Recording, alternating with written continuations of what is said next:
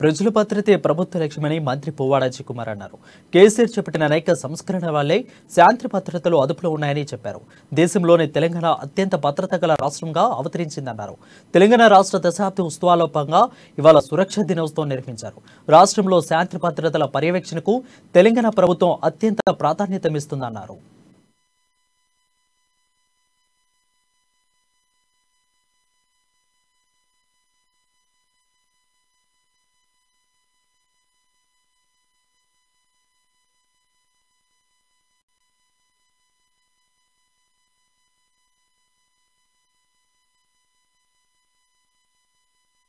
చాలా సంతోషం. ఇవాళ మన రాష్ట్రం సురక్షితంగా ఉంది అంటే కేసీఆర్ గారి నాయకత్వంలో శాంతి భద్రతలు ఇంత అద్భుతంగా ఉండటానికి కారణం కేసీఆర్ గారు తీసుకున్న అనేకమైన పోలీసు సంస్కరణల వల్ల. ఎక్కడా తెలంగాణలో ఒక చిన్న సమస్య కూడా శాంతి భద్రత సమస్య లేదు.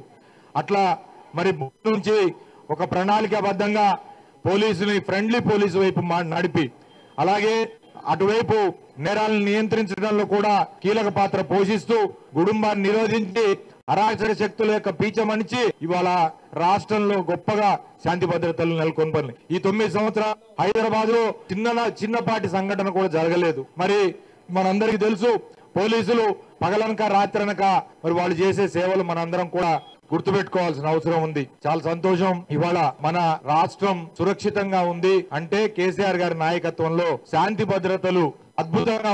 భద్రతలు ఇంత అద్భుతంగా ఉండటానికి కారణం కేసీఆర్ గారు తీసుకున్న అనేకమైన పోలీసు సంస్కరణల వల్ల. ఎక్కడా తెలంగాణ